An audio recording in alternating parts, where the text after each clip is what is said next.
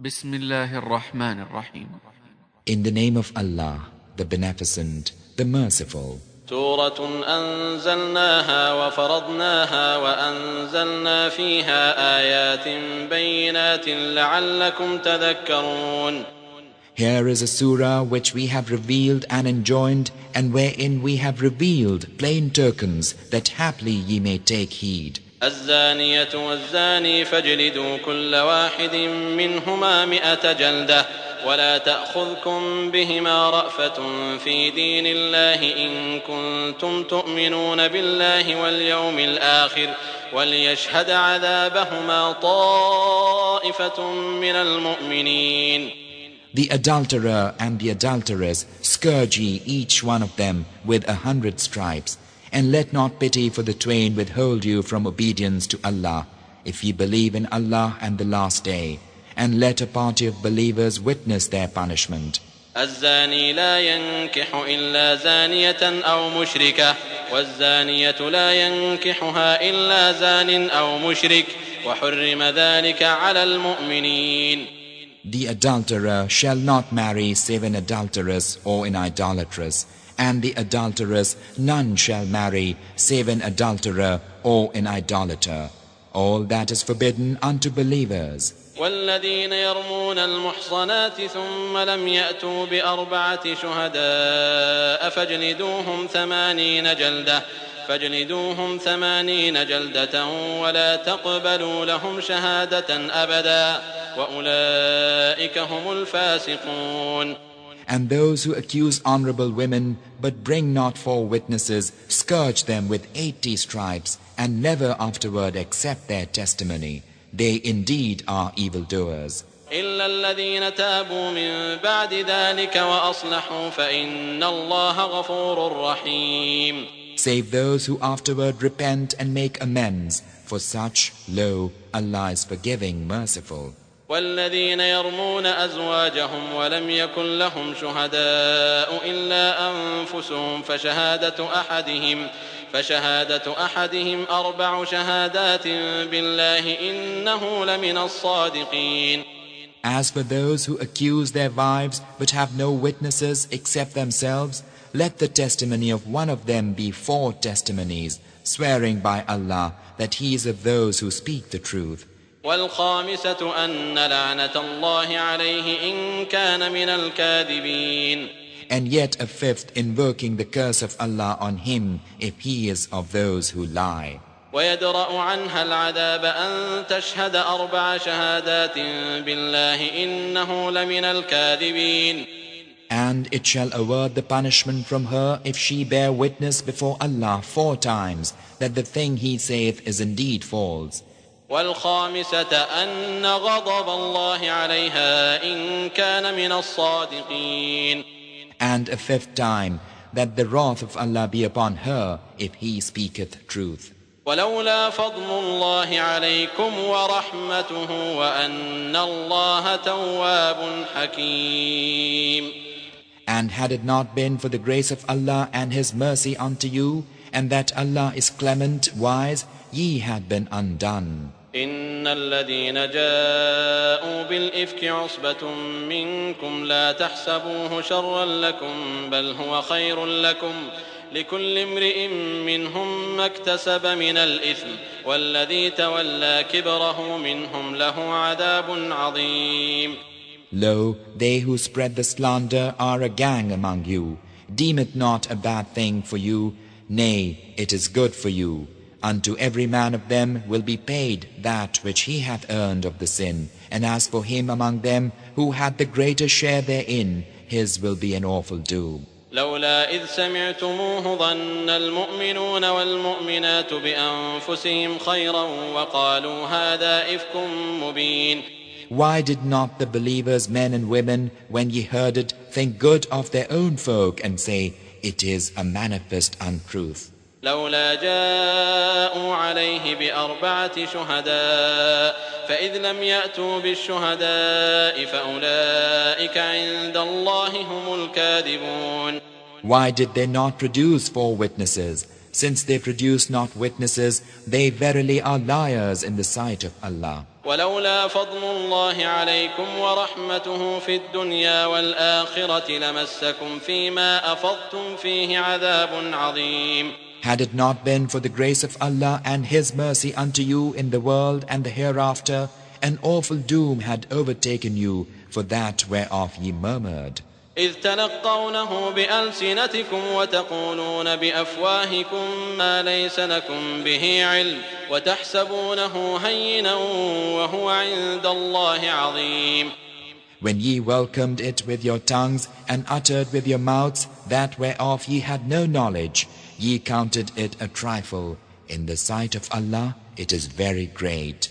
ولولا إذ سمعتموه قلتم ما يكون لنا أن نتكلم بهذا سبحانك هذا بهتان عظيم.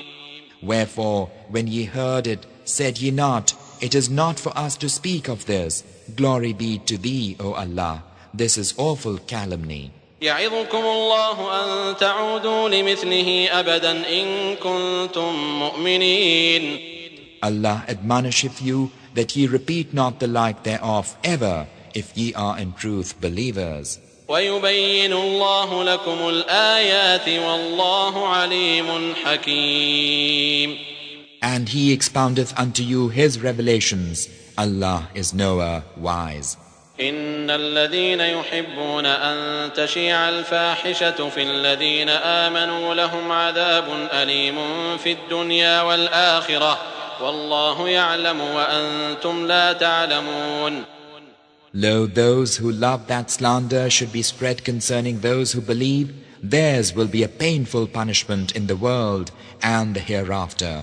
Allah knoweth, ye know not. ولولا فضل الله عليكم ورحمته وأن الله رؤوف رحيم. Had it not been for the grace of Allah and His mercy unto you, and that Allah is clement, merciful, ye had been undone. يا أيها الذين آمنوا لا تتبعوا خطوات الشيطان ومن يتبع خطوات الشيطان فإنه يأمر بالفحشاء والمنكر ولولا فضل الله عليكم ورحمته ما زكى منكم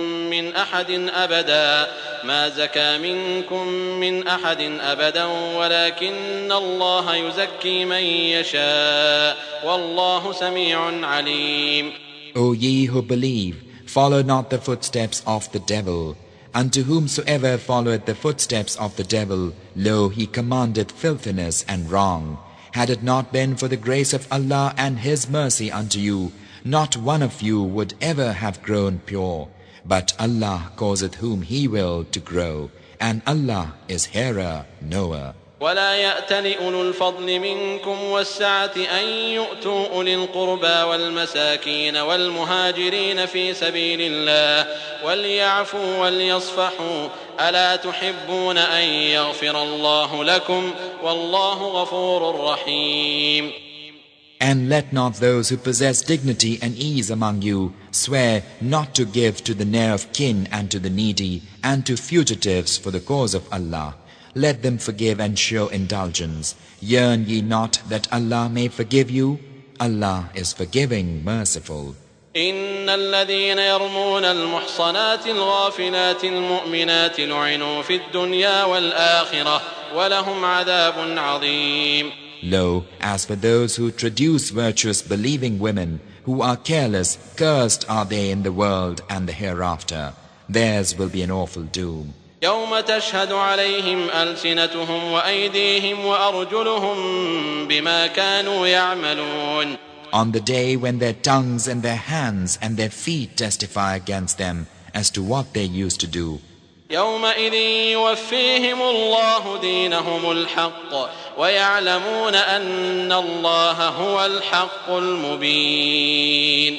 On that day Allah will pay them their just due, and they will know that Allah, He is the manifest truth. الخبيثات للخبيثين والخبيثون للخبيثات والطيبات للطيبين والطيبون للطيبات أولئك مبرؤون مما يقولون لهم مغفرة ورزق كريم.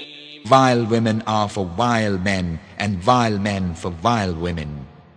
Good women are for good men, and good men for good women. Such are innocent of that which people say. For them is pardon and a bountiful provision. يا أيها الذين آمنوا لا تدخلوا بيوتا غير بيوتكم حتى تستأنسوا وتسلموا على أهلها ذلكم خير لكم لعلكم تذكرون.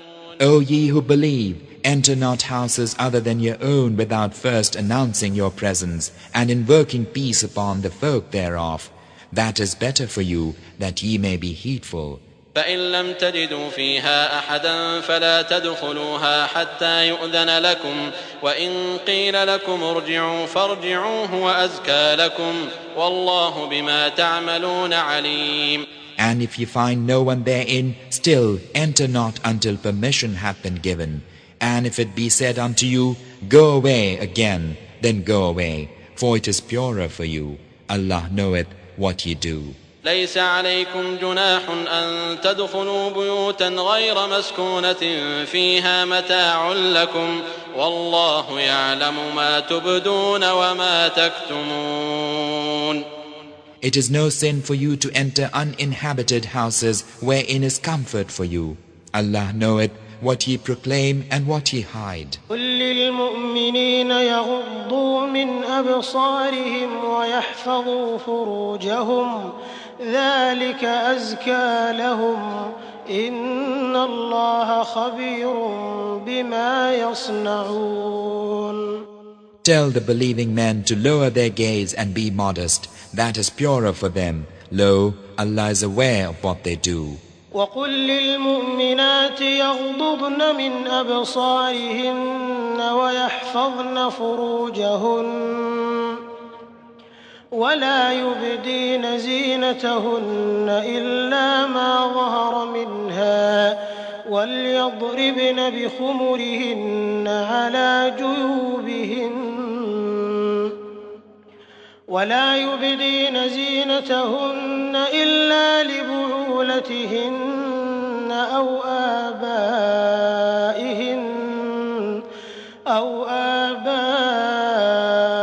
بعولتهن أو أبناء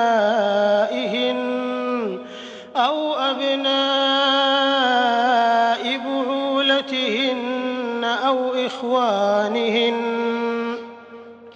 أو بني إخوانهن أو بني أخواتهن أو نسائهن أو ما ملكت أيمانهن أو التابعين غير أولي الإربة من الرجال أو الطفل الذين لم يظهروا على عورات النساء ولا يضربن بأرجلهن ليعلم ما يخفين من زينتهن وتوبوا إلى الله جميعا أيها المؤمنون لعلكم تفلحون. And tell the believing women to lower their gaze and be modest, and to display of their adornment only that which is apparent, and to draw their veils over their bosoms, and not to reveal their adornment save to their own husbands, or fathers, or husbands' fathers, or their sons, or their husbands' sons, or their brothers, or their brothers' sons, or sisters' sons, or their women, or their slaves, or male attendants who lack vigor, or children who know not of women's nakedness, and let them not stamp their feet so as to reveal what they hide of their adornment, and turn unto Allah together, O believers, in order that ye may succeed. وأنكحوا الأيام منكم والصالحين من عبادكم وإمائكم إن يكونوا فقراء يغنهم الله من فضله والله واسع عليم. And marry such of you as are solitary and the pious of your slaves and maidservants. If they be poor, Allah will enrich them of His bounty. Allah is of ample means aware. وليستعفف الذين لا يجدون نكاحا حتى يغنيهم الله من فضله والذين يبتغون الكتاب مما ملكت أيمانكم فكاتبوهم إن علمتم فيهم خيرا وآتوهم من مال الله الذي آتاكم ولا تكرهوا فتياتكم على البغاء إن أردنا تحصنا لتبتغوا عرض الحياة الدنيا ومن يكرههن فإن الله من بعد إكراههن غفور رحيم. And let those who cannot find a match keep chaste till Allah give them independence by His grace. And such of your slaves as seek a writing of emancipation, write it for them if ye are aware of aught of good in them, and bestow upon them of the wealth of Allah which He hath bestowed upon you. Force not your slave girls to whoredom, that ye may seek enjoyment of the life of the world, if they would preserve their chastity. And if one force them, then unto them after their compulsion, lo, Allah will be forgiving, merciful. ولقد أنزلنا إليكم آيات مبينات ومثلا من الذين خلوا من قبلكم وموعظة للمتقين. And verily we have sent down for you revelations that make plain, and the example of those who passed away before you, and admonition unto those who ward off evil. الله نور السماوات والأرض مثل نوره كمشكاة فيها المصباح في زجاجة الزجاجة كأنها كوكب دري يوقد من شجرة مباركة زيتونة لا شرقية ولا غربية يكاد زيتها يضيء ولو لم تمسسه نار نور على نور يهدي الله لنوره من يشاء ويضرب الله الأمثال للناس والله بكل شيء عليم. Allah is the light of the heavens and the earth. The similitude of His light is as a niche wherein is a lamp. The lamp is in a glass. The glass is as it were a shining star. This lamp is kindled from a blessed tree, an olive neither of the east nor of the west, whose oil would almost glow forth of itself, though no fire touched it. Light upon light. Allah guideth unto His light whom He will. And Allah speaketh to mankind in allegories, for Allah is knower of all things. في بيوت أذن الله أن ترفع ويذكر فيها اسمه يسبح له فيها بالغدو والآصال. This lamp is found in houses which Allah hath allowed to be exalted, and that His name shall be remembered therein. Therein do offer praise to Him at morn and evening. رجال لا تلهيهم تجارة ولا بيع عن ذكر الله وإقام الصلاة وإيتاء الزكاة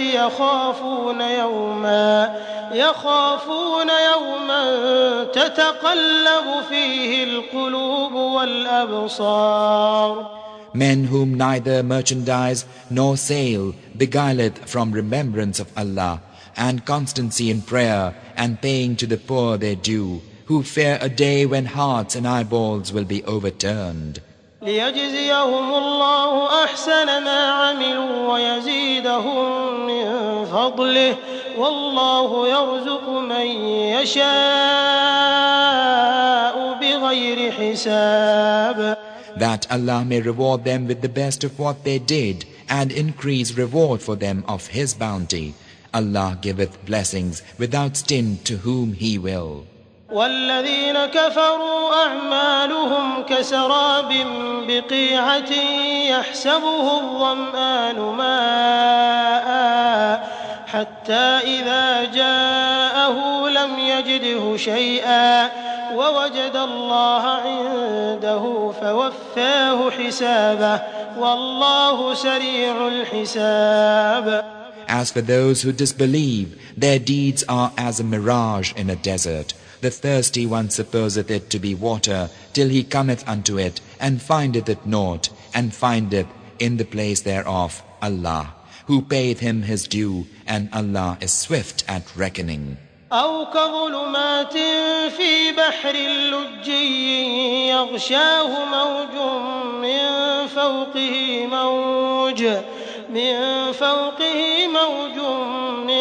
فوقه سحاب ظلمات بعضها فوق بعض إذا أخرج يده لم يكد يراها ومن لم يجعل الله له نورا فما له من نور.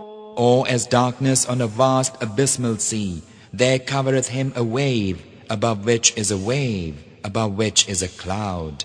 Layer upon layer of darkness. When he holdeth out his hand, he scarce can see it. And he for whom Allah hath not appointed light, for him there is no light.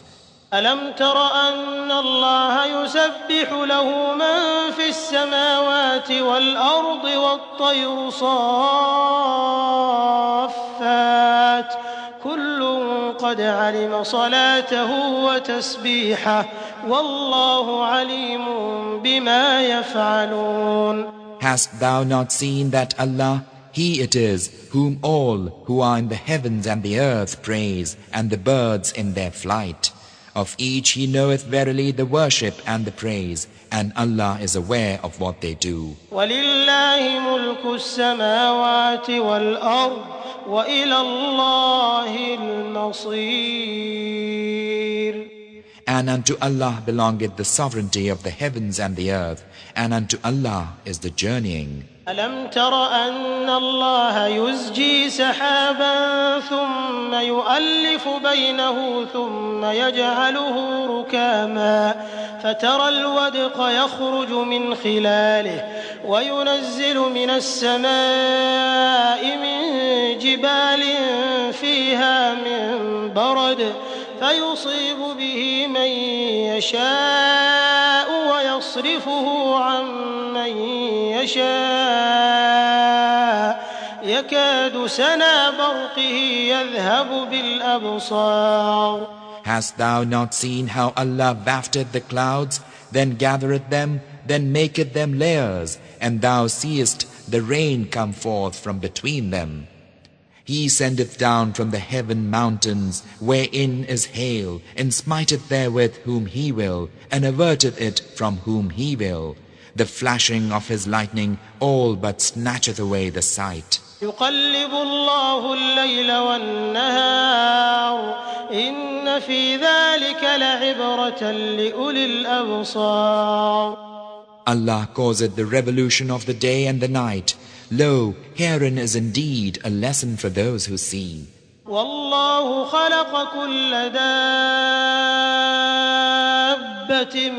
من ماء فمنهم من يمشي على بطنه ومنهم من يمشي على رجلين ومنهم من يمشي على أربع يخلق الله ما يشاء إن الله على كل شيء قدير. Allah hath created every animal of water. Of them is a kind that goeth upon its belly, and a kind that goeth upon 2 legs, and a kind that goeth upon 4. Allah createth what He will. Lo, Allah is able to do all things. لقد أنزلنا آيات مبينات والله يهدي من يشاء إلى صراط مستقيم. Verily, we have sent down revelations and explained them. Allah guideth whom He will unto a straight path. ويقولون آمنا بالله الرسول وأطعنا ثم يتولى فريق منهم من بعد ذلك وما أولئك بالمؤمنين. And they say, we believe in Allah and the Messenger, and we obey. Then after that a faction of them turn away. Such are not believers. وَإِذَا دُعُوا إِلَى اللَّهِ وَرَسُولِهِ لِيَحْكُمَ بَيْنَهُمْ إِذَا فَرِيقٌ مِّنْهُمْ مُعْرِضُونَ. And when they appeal unto Allah and His Messenger to judge between them, lo, a faction of them are averse. وَإِن يَكُن لَّهُمُ الْحَقُّ يَأْتُوا إِلَيْهِ مُذْعِنِينَ. But if right had been with them, they would have come unto Him willingly. أَفِي قُلُوبِهِم مَّرَضٌ أَمِ ارْتَابُوا أَمْ يَخَافُونَ أَن يَحِيفَ اللَّهُ عَلَيْهِمْ وَرَسُولُهُ بَلْ أُولَئِكَ هُمُ الظَّالِمُونَ. Is there in their hearts a disease, or have they doubts, or fear they lest Allah and His Messenger should wrong them in judgment? Nay, but such are evildoers. إنما كان قول المؤمنين إذا دعوا إلى الله ورسوله ليحكم بينهم أن يقولوا سمعنا وأطعنا وأولئك هم المفلحون. The saying of all true believers when they appeal unto Allah and His Messenger to judge between them is only that they say, we hear and we obey, and such are the successful. ومن يطع الله ورسوله ويخشى الله ويتقه فأولئك هم الفائزون. He who obeyeth Allah and His Messenger and feareth Allah and keepeth duty unto Him, such indeed are the victorious. وأقسموا بالله جهد أيمانهم لئن أمرتهم ليخرجن قل لا تقسموا طاعة معروفة إن الله خبير بما تعملون. They swear by Allah solemnly that if thou order them, they will go forth. Say, swear not, known obedience is better. Lo, Allah is informed of what you do.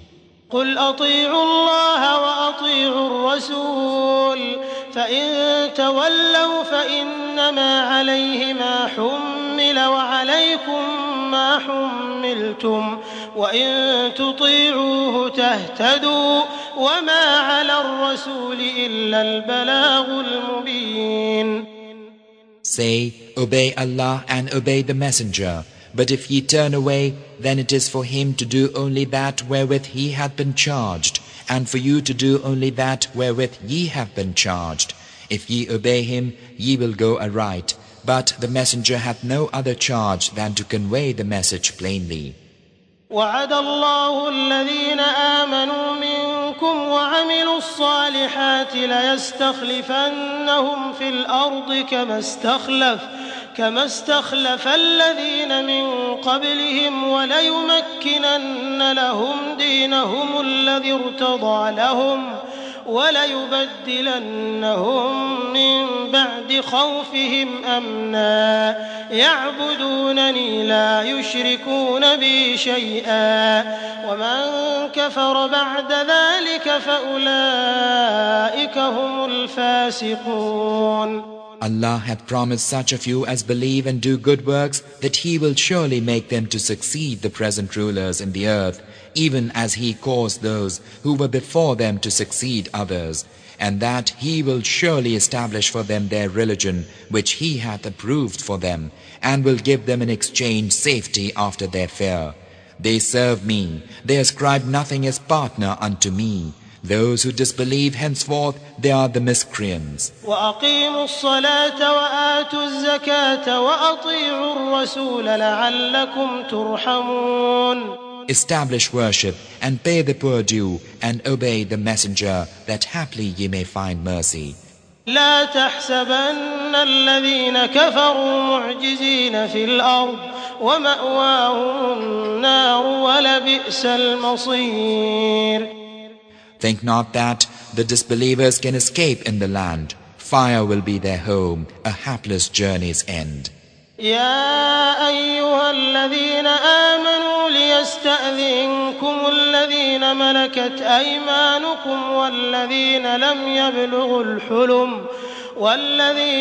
يبلغوا الحلم منكم 3 مرات من قبل صلاة الفجر وحين تضعون ثيابكم من الظهيرة ومن بعد صلاة العشاء 3 عورات لكم ليس عليكم ولا عليهم جناح بعدهن طوافون عليكم بعضكم على بعض كذلك يبين الله لكم الآيات والله عليم حكيم.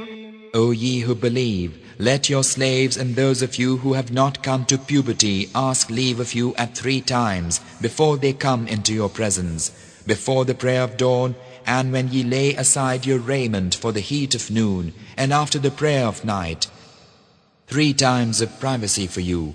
It is no sin for them or for you at other times, when some of you go round attendant upon others, if they come into your presence without leave. Thus Allah maketh clear the revelations for you. Allah is knower, wise. وَإِذَا بَلَغَ الْأَطْفَالُ مِنكُمُ الْحُلُمَ فَلْيَسْتَأْذِنُوا كَمَا اسْتَأْذَنَ الَّذِينَ مِن قَبْلِهِمْ كَذَلِكَ يُبَيِّنُ اللَّهُ لَكُمْ آيَاتِهِ وَاللَّهُ عَلِيمٌ حَكِيمٌ. And when the children among you come to puberty, then let them ask leave even as those before them used to ask it. Thus Allah maketh clear His revelations for you. Allah is knower, wise. والقواعد من النساء اللاتي لا يرجون نكاحا فليس عليهن جناح أن يضعن ثيابهن غير متبرجات بزينة وأن يستعففن خير لهن والله سميع عليم. As for women past childbearing who have no hope of marriage, it is no sin for them if they discard their outer clothing in such a way as not to show adornment, but to refrain is better for them. Allah is hearer, knower. ليس على الأعمى حرج ولا على الأعرج حرج ولا على المريض حرج ولا على أنفسكم أن تأكلوا من بيوتكم أو بيوت آبائكم أو بيوت أمهاتكم أو بيوت إخوانكم أو بيوت أخواتكم أو بيوت أعمامكم أو بيوت عماتكم أو بيوت أخوالكم أو بيوت خالاتكم أو ما ملكتم مفاتحه أو صديقكم ليس عليكم جناح أن تأكلوا جميعا أو أشتاتا فإذا دخلتم بيوتا فسلموا على أنفسكم تحية من عند الله مباركة طيبة كذلك يبين الله لكم الآيات لعلكم تعقلون. No blame is there upon the blind, nor any blame upon the lame, nor any blame upon the sick, nor on yourselves if ye eat from your houses, or the houses of your fathers, or the houses of your mothers, or the houses of your brothers, or the houses of your sisters, or the houses of your father's brothers, or the houses of your father's sisters, or the houses of your mother's brothers, or the houses of your mother's sisters, or from that whereof ye hold the keys, or from the house of a friend. No sin shall it be for you whether ye eat together or apart, but when ye enter houses, salute one another with a greeting from Allah, blessed and sweet. Thus Allah maketh clear His revelations for you, that haply ye may understand. إنما المؤمنون الذين آمنوا بالله ورسوله وإذا كانوا معه على أمر جامع لم يذهبوا حتى يستأذنوه إن الذين يستأذنونك أولئك الذين يؤمنون بالله ورسوله فإذا استأذنوك لبعض شأنهم فأذن لمن شئت منهم واستغفر لهم الله إن الله غفور رحيم. They only are the true believers who believe in Allah and His Messenger, and when they are with Him on some common errand, go not away until they have asked leave of Him. Lo, those who ask leave of thee, those are they who believe in Allah and His Messenger. So if they ask thy leave for some affair of theirs, give leave to whom thou wilt of them, and ask for them forgiveness of Allah. Lo, Allah is forgiving, merciful. لا تجعلوا دعاء الرسول بينكم كدعاء بعضكم بعضا قد يعلم الله الذين يتسللون منكم لواذا فليحذر الذين يخالفون عن أمره أن تصيبهم فتنة أو يصيبهم عذاب أليم. Make not the calling of the messenger among you as your calling one of another. Allah knoweth those of you who steal away, hiding themselves, and let those who conspire to evade orders beware lest grief or painful punishment befall them. ألا إن لله ما في السماوات والأرض قد يعلم ما أنتم عليه ويوم يرجعون إليه فينبئهم بما عملوا والله بكل شيء عليم. Lo, verily unto Allah belongeth whatsoever is in the heavens and the earth. He knoweth your condition, and He knoweth the day when they are returned unto Him, so that He may inform them of what they did. Allah is the knower of all things.